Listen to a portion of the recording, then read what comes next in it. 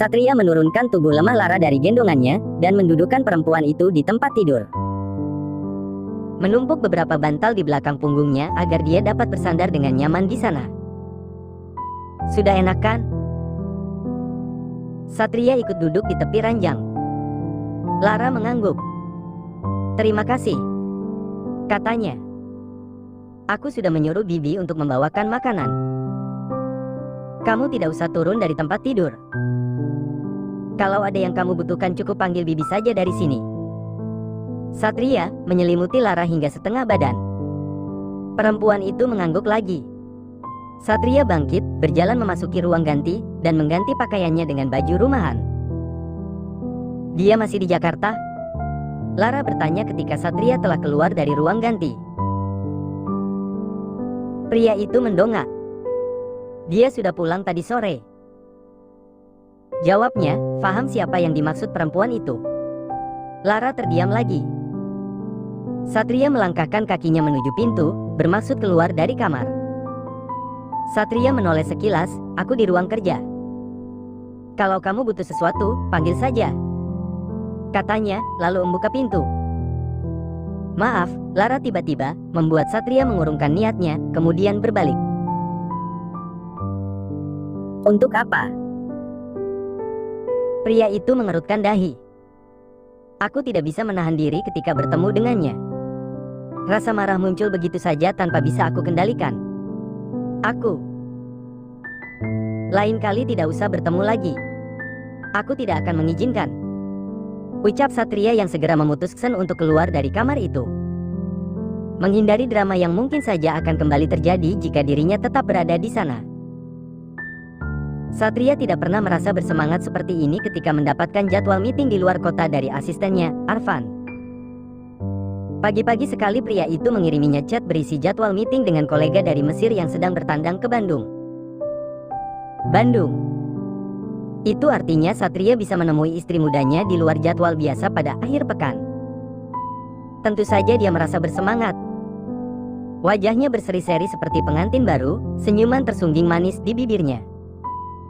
Pagi-pagi sekali pria itu telah siap dengan setelan jas hitamnya.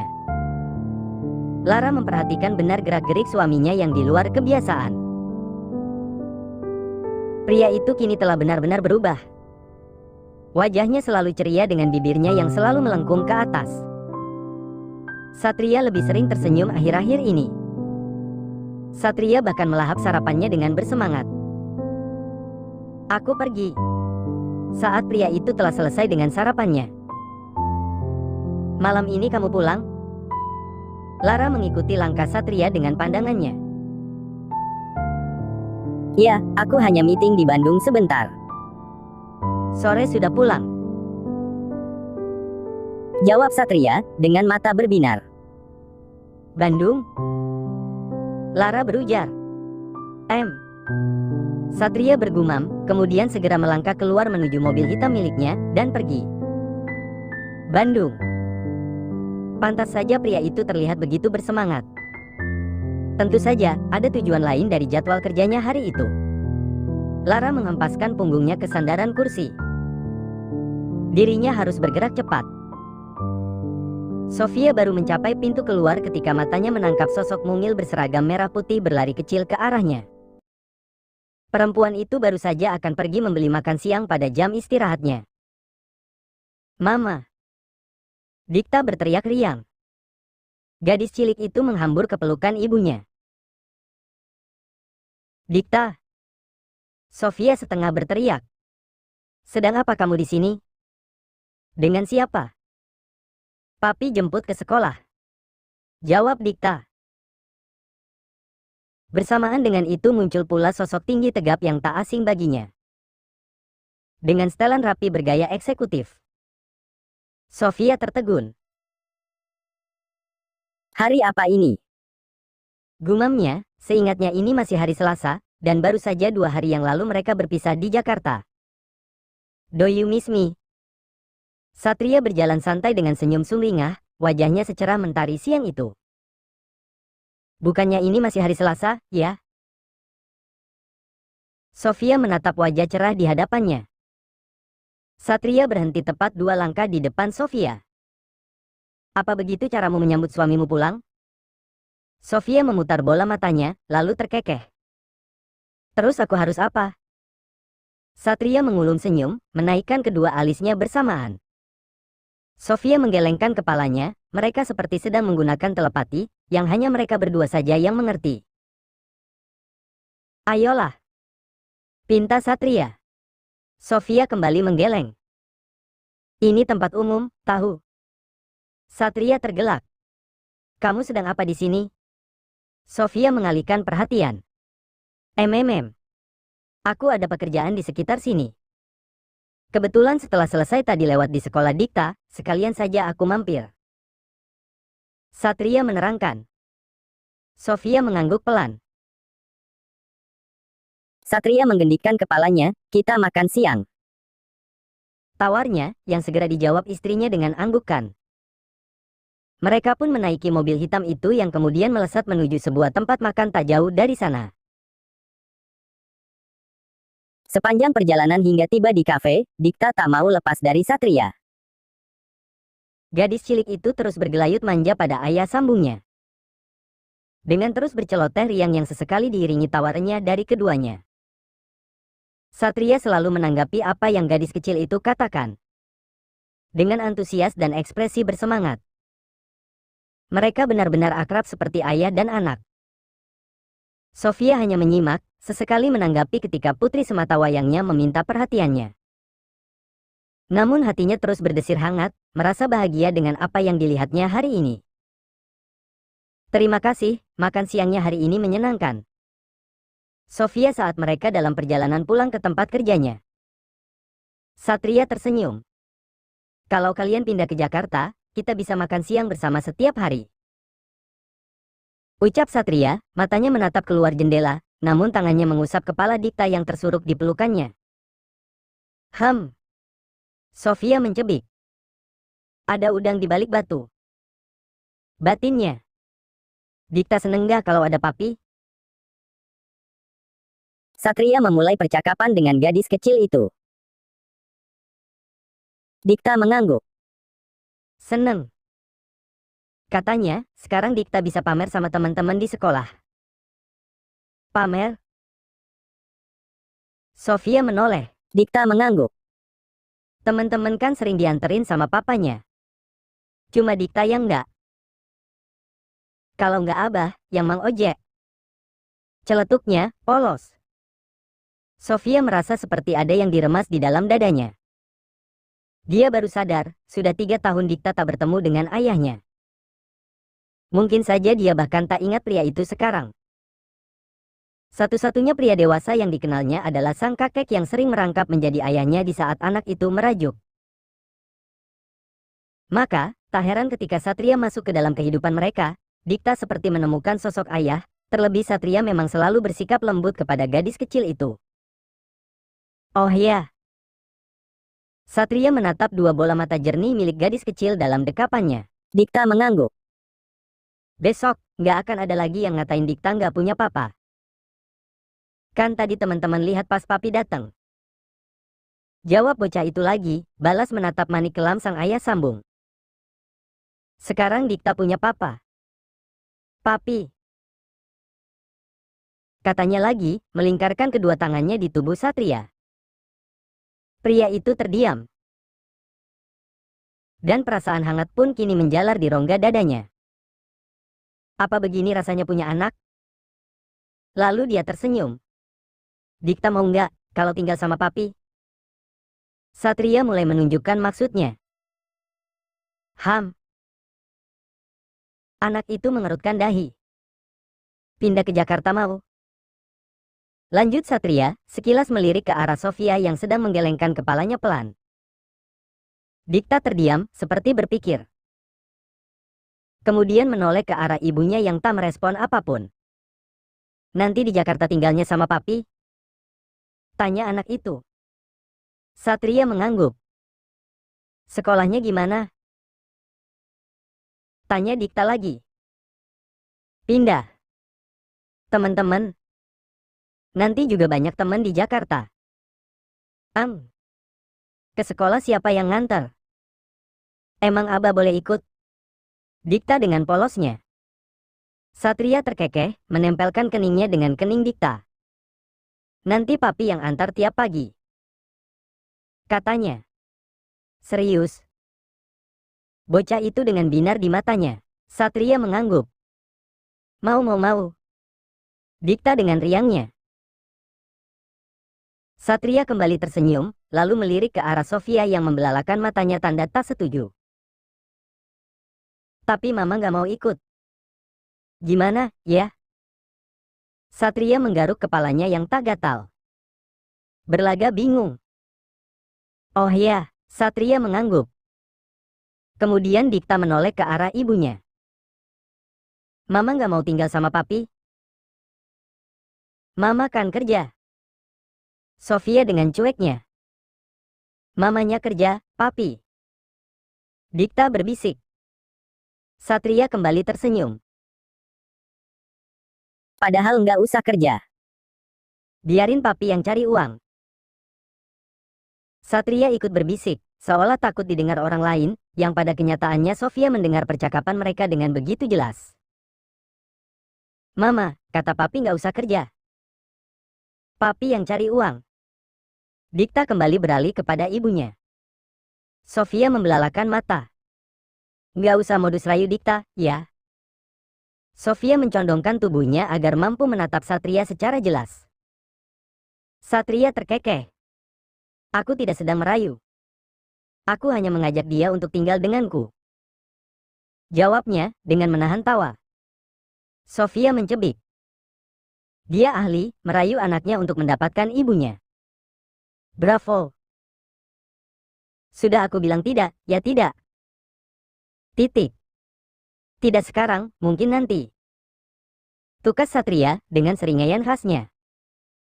Oke, sudah sampai. Aku turun ya. Sofia bersiap membuka pintu ketika mobil yang dia tumpangi memasuki area parkir tempat dia bekerja. Satria terdengar menggeram. Kamu antar Dikta ke rumah ibu dulu, kan? Sofia menoleh, tidak kamu bawa ke Jakarta, kan? Tanyanya, bergurau. Satria berpikir. Ide yang bagus, mungkin aku bawa sekalian dia hari ini agar kamu nanti menyusul. Balas Satria, membuat Sofia membelalakan mata. Tidak boleh. Dengan raut muka dibuat garang. Yang justru terlihat menggemaskan di matanya suaminya. Satria terkekeh. Tergantung. Ucap pria itu, santai. Maksudnya? Kamu akan menukar Dikta dengan apa? Bercanda kamu. Memangnya kita sedang bernegosiasi? Sofia memicingkan matanya. Satria bergeming. Kamu bercanda, kan? Satria tak menanggapi. Sayang. Sofia mendekat. Berhentilah bekerja. Pindah bersamaku ke Jakarta. Jawab Satria. Itu lagi. Satria terkekeh. Sudah, turun sana jika kamu tidak mau pergi. Sebelum aku berubah pikiran, dan membawa kalian kabur ke Jakarta. Katanya. Bercandamu tidak lucu. Keluh Sofia, mendelik. Mau yang lucu? Aku bisa, tapi di sini ada Dikta. Tidak baik melihat bercandaan orang dewasa, bahaya. Satria berbisik. Entah mengapa kata-kata suaminya membuat Sofia merasa ngeri. Tunggu aku akhir pekan nanti, aku akan menunjukkan candaanku yang sangat lucu. Satria mengedipkan sebelah matanya. Sofia merinding. Aku turun dulu. Akhirnya, sebelum keluar lagi kata-kata lain dari mulut suaminya.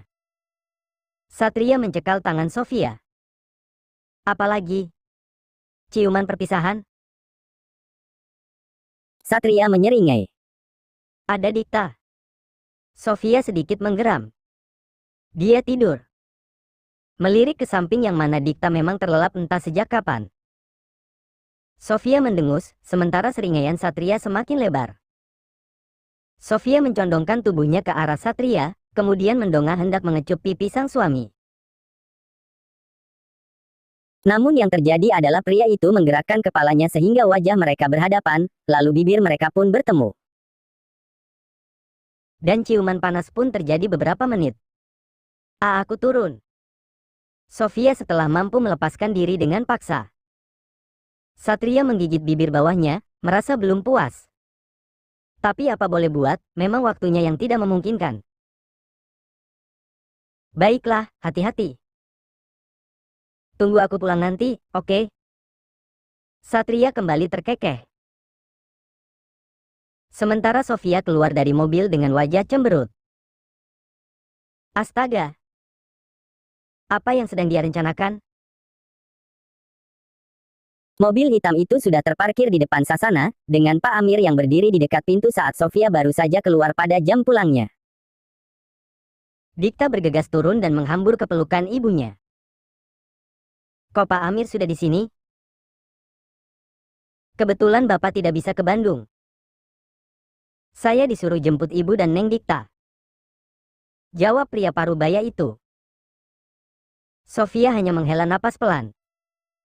Pria itu sudah mulai memaksakan kehendaknya lagi. Silakan, Bu.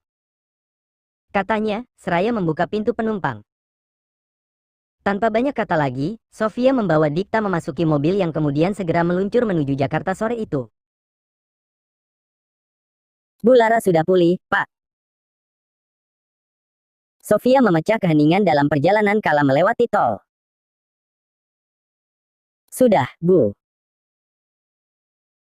Jawab Pak Amir, pandangannya tetap fokus ke jalanan yang agak lengang. Bapak sama Bu Lara ribut nggak pas pulang? Tiba-tiba timbul rasa ingin tahu. Kurang tahu, Bu.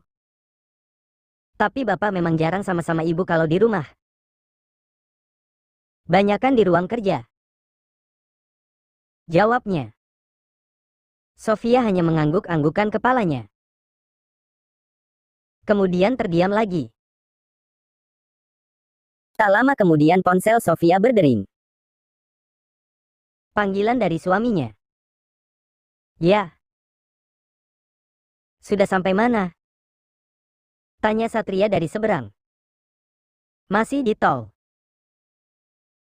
Sebentar lagi keluar. Sofia menatap di kejauhan. Bilang Pak Amir nanti langsung ke kantor dulu. Ucap Satria lagi. Iya. Dikta ikut. Ikut. Oke. Lalu terdengar kekahan kecil dari sana. Kenapa? Ada yang lucu? Sofia mengerutkan dahi. Tidak. Aku hanya merasa senang kalian datang. Jawab Satria yang diikuti tawa renyah. Sofia menggumam.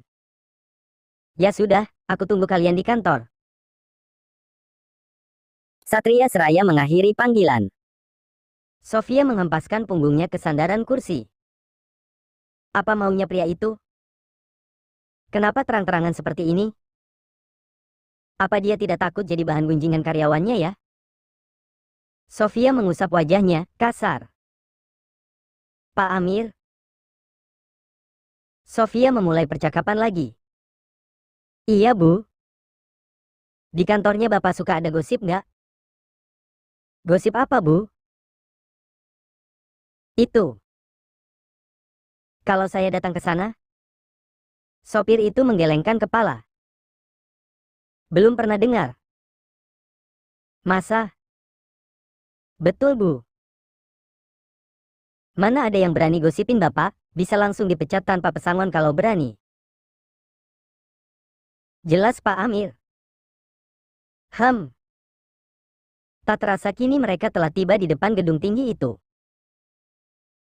Sofia turun, diikuti Dikta dengan ekspresi yang terkagum-kagum. Ini rumah Papi. Dikta dengan polosnya. Bukan. Ini tempat kerjanya Papi. Jelas Sofia, merapikan rambut panjang putrinya yang agak berantakan setelah tertidur cukup pulas selama perjalanan dari Bandung ke Jakarta tadi. Kemudian mereka melangkah masuk mengikuti Pak Amir yang terlebih dahulu berjalan di depan. Beberapa orang yang berpapasan dengan mereka menganggukkan kepalanya dengan sopan. Dua orang sekretaris perempuan berdiri menyambut saat mereka bertiga keluar dari dalam lift. Seperti biasa, menyapa dengan ramah. Salah satunya melangkah untuk membukakan pintu ruang kerja atasan mereka. Terima kasih, ucap Sofia dengan senyum yang manis, dibalas anggukan dari sang sekretaris cantik itu. Papi. Dikta berlari ketika mendapati Satria yang berada di ruangan itu. Satria menyambutnya dengan sukacita, berjongkok mensejajarkan tubuhnya dengan tinggi gadis kecil itu. Hei! Anak papi. Saat Dikta tiba di pelukannya. Kamu sehat? Tanyanya, mengangkat tubuh mungil putri sambungnya di gendongan. Dikta mengangguk, melingkarkan kedua tangan kecilnya di leher sang papi. Keduanya tertawa. Duh, berasa jadi obat nyamuk, nih. Sofia bergumam, sambil berjalan santai menghampiri suami dan putri sematawayangnya, menggaruk kepalanya yang tak gatal. Kamu juga mau dipeluk? Satria menyeringai. Nggak usah. Sofia memutar matanya, tapi tak urung juga menyambut uluran tangan suaminya yang terentang, lalu memeluknya dengan penuh kerinduan. Kemudian mengecup kedua pipi istrinya dengan lembut. Papi genit. Celetuk Dikta, yang masih berada dalam gendongan Satria. Genit apanya? Satria menoleh kepada gadis kecil itu. Itu, cium-cium mama. Dikta dengan polosnya. Satria tertawa, bukan genit, tapi ini namanya sayang. Dikta juga mau papi cium, Ham? Nggak mau. Papi cium mama aja. Dikta yang meronta mencoba turun dari gendongan Satria. Mereka pun tergelak. Mereka bertiga keluar dari dalam kantor setelah Satria menyelesaikan dokumen terakhir sore itu. Berjalan bertiga dengan saling bergandengan tangan. Dengan Dikta yang berada di tengah-tengah. Beberapa pasang mata melirik dan menatap. Ada yang heran, atau juga mungkin terkejut dengan pemandangan di depan mata mereka. Sang pemilik perusahaan tempat mereka bekerja menggandeng seorang perempuan dan anaknya dengan riang tanpa beban. Padahal semua orang di gedung itu tahu siapa perempuan yang selama ini mendampingi atasan mereka. Sofia sedikit menundukkan kepala, mencoba menghindari tatapan orang-orang yang dia temui. Dia tahu apa yang mungkin sedang mereka pikirkan. Tidak mungkin karyawan suaminya tak mengetahui siapa yang selama ini menjadi pendamping atasan mereka. Mendadak rasa malu memenuhi benaknya. Lain kali tegakkan kepalamu ketika sedang berjalan dengan aku. Satria ketika mereka telah berada di dalam mobil. Sofia mendongak. Tidak usah menyembunyikan wajahmu. Mereka tidak akan berani macam-macam. Ujar pria itu lagi. Aku hanya. Tidak usah malu ataupun risih. Kamu istriku. Kamu berhak mendapat penghormatan yang sama dari semua orang yang bekerja di bawah naunganku. Lanjut Satria, menggenggam erat tangan Sofia. Tapi aku. Tidak ada yang mengetahui kita menikah secara siri. Kalaupun mereka tahu memangnya kenapa? Toh kamu tetap istriku. Apa kamu tidak berlebihan memperlakukan kami seperti ini? Maksudku, kamu secara terang-terangan membawaku ke Jakarta, membiarkan aku masuk ke kantormu, dan semua orang di sana mengetahui tentang aku dan Dikta. Aku hanya. Sofia kembali menggantung kata-katanya. Kamu aneh. Sofia mengeratkan tautan jari mereka. Sofia terdiam. Di saat perempuan lain berusaha keras agar bisa diakui secara publik oleh laki-laki yang memelihara mereka, tapi kamu malah ingin bersembunyi dari semua orang. Padahal kamu sudah jelas sebagai istriku. Sah secara agama. Sofia mengulung bibirnya. Aku tidak mengerti jalan pikiran kamu. Banyak wanita yang berlomba-lomba ingin berada di posisi seperti kamu sekarang ini. Tapi sepertinya kamu tidak mau keberadaanmu diakui. Sofia menghela napas pelan. Aku cuma takut pandangan orang berubah terhadapmu. Wibawamu akan hancur di mata mereka yang mengenalmu. Apa untungnya memikirkan pandangan orang lain? Sedangkan orang lain belum tentu akan memikirkan perasaan kita. Sayang. Jangan banyak memikirkan hal yang tidak penting.